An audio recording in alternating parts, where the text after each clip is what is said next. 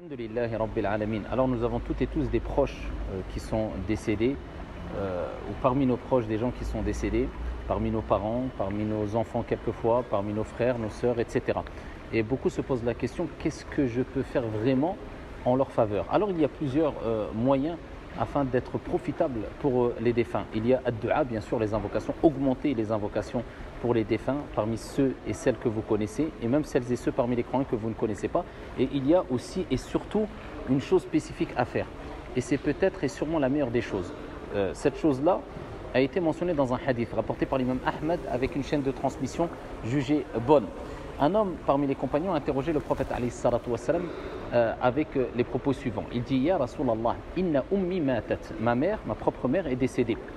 Afa atasaddaqu anha. Est-ce que je peux donner des aumônes en sa faveur? Le prophète alayhi salatu wassalam a répondu par l'affirmatif. Il dit na'am.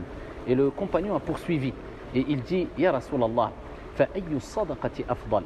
Quelle est la meilleure des aumônes à faire? Et le prophète alayhi salatu wassalam a rappelé quelle est la meilleure des aumônes à faire en faveur des défunts, et il dit saqyul ma, abreuver les gens, donner de l'eau aux personnes dans le besoin en mettant l'intention que la récompense aille pour le défunt. Alors il y a plusieurs moyens, soit en creusant des puits, c'est ce qui est répandu aujourd'hui, alhamdulillah, Dieu soit loué, il est possible de les faire, surtout dans des pays pauvres, à travers des associations transparentes, reconnues, sérieuses, ou bien ne serait-ce que en faisant profiter les personnes parmi les prieurs, les musulmans, les musulmanes qui se rendent dans les mosquées, à titre d'exemple. En tout cas, on sait que cela fait partie des meilleurs, si ce n'est la meilleure aumône en faveur des défunts. Et on retrouve cela aussi dans un hadith rapporté par Al-Bukhari, où il est rapporté qu'un homme était assoiffé. Et il a trouvé un puits, et il s'est rendu dans ce puits, et il est descendu afin de prendre de l'eau, et il a étanché sa soif. Ensuite, il voit devant lui un chien qui a été dans la même situation, qui était assoiffé. Et il a pris sa chaussure ou sa chausson, donc ses souliers, et il est descendu avec dans le puits. Il a rempli son soulier ou sa chaussure d'eau, il est remonté et il a abreuvé le chien en agissant avec miséricorde. Allah tabaraka wa ta'ala, comme le prophète alayhi salatu wassalam l'a rappelé, lui a pardonné tous ses péchés. Parce qu'il a agi avec miséricorde envers un animal, que dire envers un être humain. À travers quelle aumône?